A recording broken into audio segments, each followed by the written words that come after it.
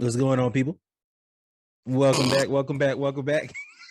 You saw me freeze there real quick. I was like, we're doing something completely different. Reggie has gone right off the rails. That's not how we typically start episodes, but hey, man, we're here. We're on the run. It's the pregame. It's the pregame. Got the blinds open, Lord.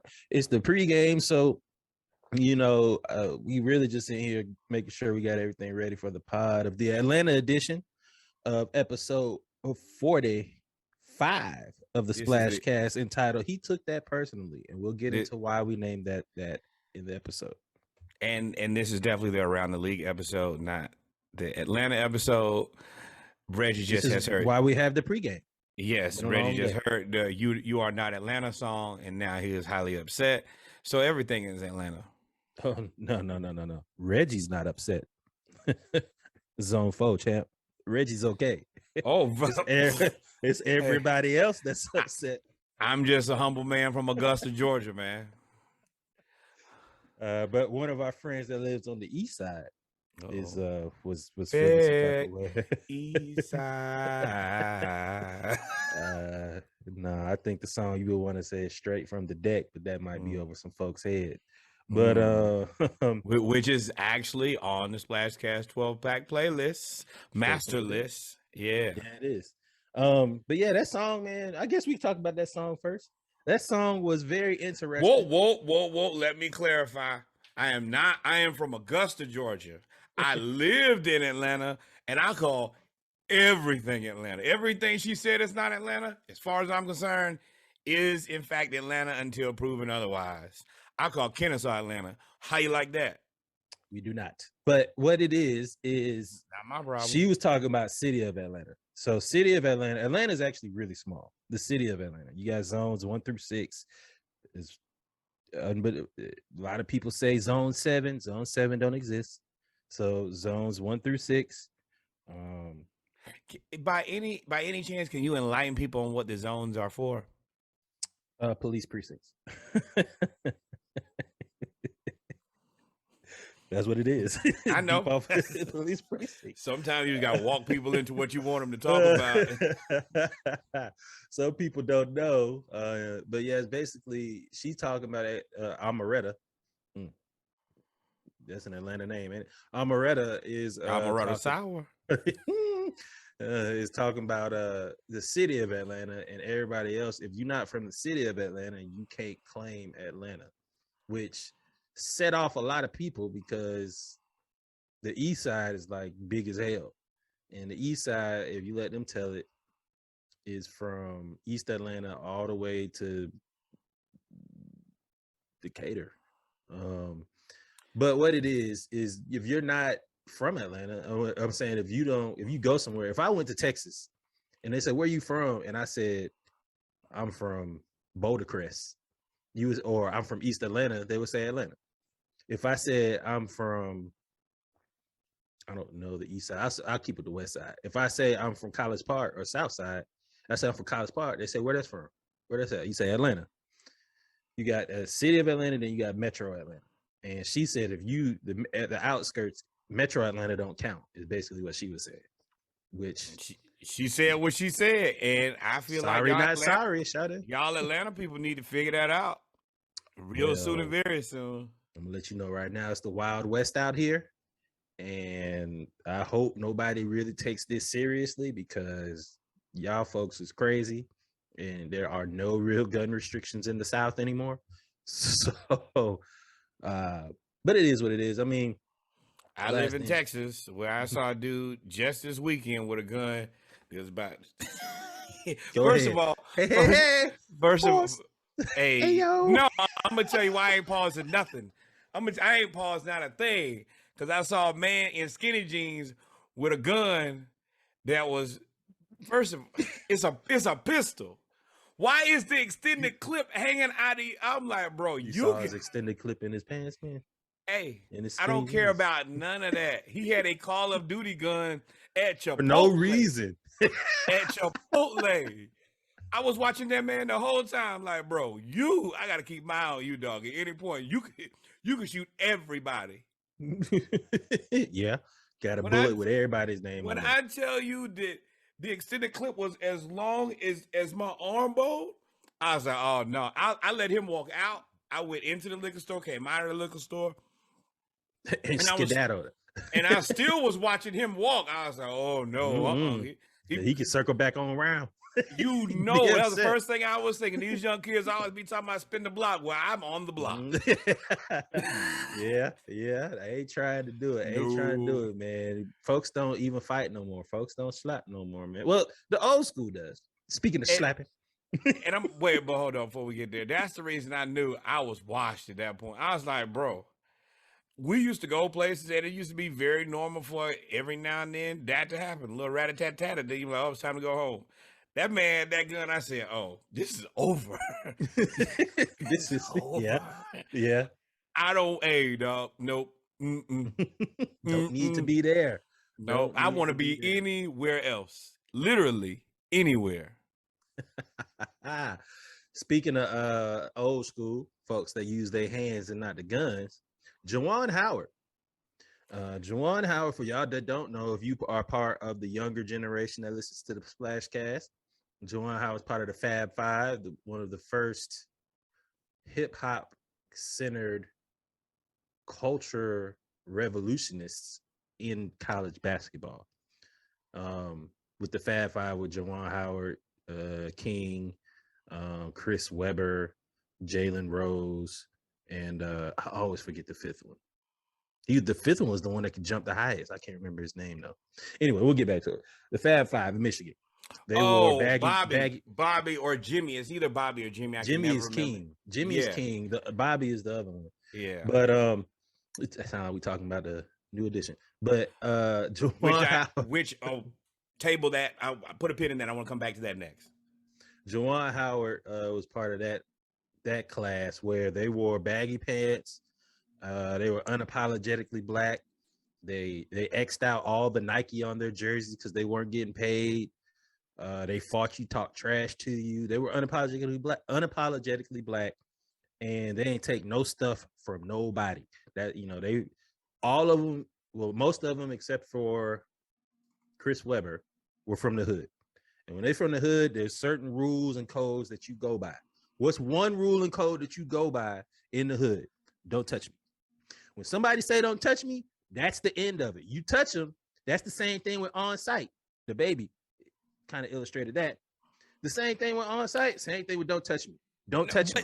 But don't touch me is understood.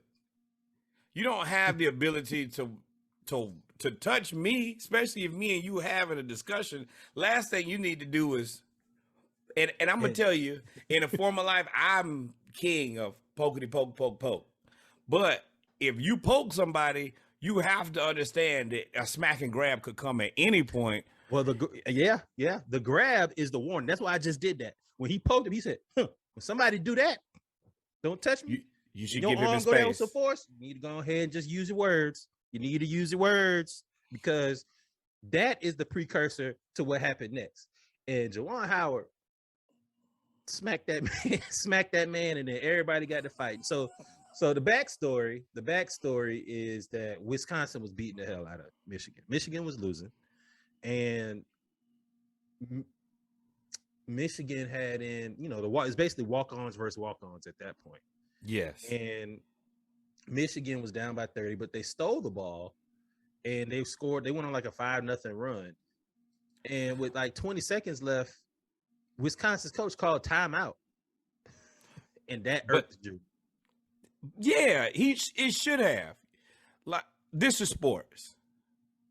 And we're competing, sure. But you act like you got some class, man. You already beat the kids. Take your W and go home. You're now trying to embarrass some college students. And he's already said, nope, that's Penny. I was going to say something else, but that's not factually accurate. At a certain point, you calling a timeout with 20 seconds left is you being a dick. And I have to step in for my kids because they're still kids. Like you could really, at that point, especially in the social media era, you're really like trying to embarrass them. And that's not what you should do to kids because you don't want people to do that to your kids. your real children and the children that you coach. And Juwan stepped, after the game, had some choice words, which is fair. If you beat us and you're whooping us and we're loafing, that's one thing. Calling a timeout at the end of the game just to score again, that's a 100% dick move. And Juwan Howard did the right thing. Hence the reason that they suspended him for the regular season. I read that and I knew exactly what that was. All right, well, you did lose your control. You lost your temper. The kids got to fighting because of what you did. And we have to hold you accountable for that. But you have to hold somebody accountable. Yes. But you weren't really wrong. So I got two things. One, it's funny hearing you say, and I don't want to spiral. I'm really just taking a quick shot at you. It's funny hearing Norwood, who is, I call him a Georgia Gators fan. He's really the son of Spurrier. His fandom really started when his brother went to Florida under Steve Spurrier. Steve Spurrier was the biggest asshole as a coach, but he was an asshole to the point where it was like, and you hear Norwood say it all the time. Hey, if you don't want me to score, stop me. Right? Steve Spurrier, when he would run the score up on people and would say, I'm just running my offense. I put in the fourth string. What else do you want me to do? It's like, so, and you are a champion of that. So it's funny and ironic hearing you say that now when the shoe is on the other foot and it's a guy running up the score. I actually don't have a problem with running up the score, calling timeout. Whatever happens in the game happens. I don't have a problem with Juwan Howard being upset about that. What I do have a problem with, and why we both think that he was not a problem, was the man touched him. And Juwan said to him multiple times, don't touch me. You can see the movement when he said, don't touch me. He told him, don't touch me. He pointed in his face and told him, don't touch me. And then he moved his hand off of him and said, don't touch me. I've given you ample opportunity to rectify your behavior and not touch me. Ain't nothing else to talk about at that point. And here you are touching me instead. Okay, so this is the thing, because you're right. I am big run the score up, but I'm not take a time out to run the score up. Like, we're going to keep playing. We're going to keep trying. I'm going to get reps for my team, but I'm not like, all right, timeout, run a play, timeout, run a play. Now, we just whooping your ass in the scheme of a game, then you're getting your butt whooped. And if you don't like it, then stop me. Yeah. But to call a timeout, that is a level of disrespect that I would not take kindly to. And I would have the same thing. And I hate to put this in here, but you just can't walk up to no black man and put your hands on him and think that I don't want to like super race this thing out, but you got to know your personnel, and you got to know that if you do that, there may be something that comes with that. And in this case, it was a wrap upside the head, and I really wish he had got to him like he really wanted to. Well, I'm glad he didn't. And I want to say, now we criticize. And the other coach needs to be suspended too, because you started this. You can't poke anybody. You walk up to somebody at your job and poke them. I'm going to take that as disrespect, and now I have to give you the BB King blues. I was going to say, with the establishment, we always criticize the establishment, the NFL, NCAA, MLB, NBA, really not the NBA, because they actually have a pretty good working relationship with their employees. But what I will say is, to suspend him for the rest of the year was actually pretty good, because he's the one that's most known. Nobody knows who Wisconsin coach is. Nobody knows who Wisconsin AD is out there talking crazy. Everybody knows who Juwan Howard is. So you have to and you can't allow, no matter what happens, you can't allow a coach to to start a fight, which is why I agree with you that Wisconsin's coach needs to be suspended too. But two, when you suspend them for the regular season, it is February 21st. Big Ten tournament starts in March. The regular season is over within the next 2 weeks. So that was genius on the Big Ten. I'm not a proponent of everything else that they do. I'm not a proponent of the establishments taking advantage of the students. But in this case, when it comes to Juwan Howard, they got it right. Now, it remains to be seen what they do with Wisconsin's coach, because he was talking big stuff to Juwan. So I'll shoot them some bail on that. Good luck and Godspeed. Whatever comes of that comes with that. And Wisconsin is notoriously racist. So we're going to put it out there. The Wisconsin fans are notoriously racist. It was times when football players from other schools did not want to play Wisconsin in the 21st century. I didn't know. I ain't talking about in the 60s. Yeah, Wisconsin, they are notoriously racist. Notoriously racist. And then how did we forgot something? I wanted to go back to talking about, I had a discussion today. And I don't even know how we got to it, but I want to get back to, I think that, and this is completely off subject, so this may not last long. I think Boyz II Men is the most skilled. New edition. Yeah, new edition Boyz II Men. Yes. I think Boyz II Men is the most skilled boy band of all time. Skilled? Yes. Like they did vocally or yes. Okay. Yeah, I guess they had no dance moves. You're right. Damn. You know what? They are the most vocally skilled, and then New Edition would probably be the best dancing group. Probably complete as a complete act. Yes. New Edition for our generation was probably the best.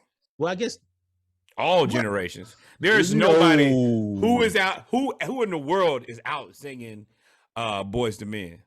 Oh no, vocally Boyz II Men. But as a boy, and Boyz II Men really were boys. But if you want to talk about a boy group, well, I guess they were like 18. Yeah, 17. they were young. If you want to talk about a boy group, then I mean, Jackson 5 just pretty much takes the cake. Like at that point, you're not out doing. They can't sing with Boyz II Men though. As a total, yeah. I just said vocally, Boyz II Men gets it. But then we said New Edition was probably the best total act, and I thought about it. I was like, Jackson 5 was pretty mean. Yes, they were top heavy. They had Mike Jack out there. I guess bottom heavy because he's the youngest. They were bottom heavy, but and it was just Mike Jack. Everybody else Jermaine had a couple songs. Hey, you just mad at the perm. Jermaine had a couple songs. I'm mad that he named his son Your Majesty. That is one of the worst things you could ever do to it. Why would you? Hey, Dad, do you hate me? Why would you name me? I have so many politically incorrect jokes for both of them that I can't. Hey, cut it. We almost at 20. We had 20 minutes anyway. We have had a wonderful pregame here. Last thing I need you to do is in the last 2 minutes. Below it. Okay. So, ladies and gentlemen, this is the last thing I'll say. You meet somebody or see somebody's name as Your Majesty. Picture in your mind what that male dresses like. Let's get episode 45. Ladies, around the league. Around the league. Pour you a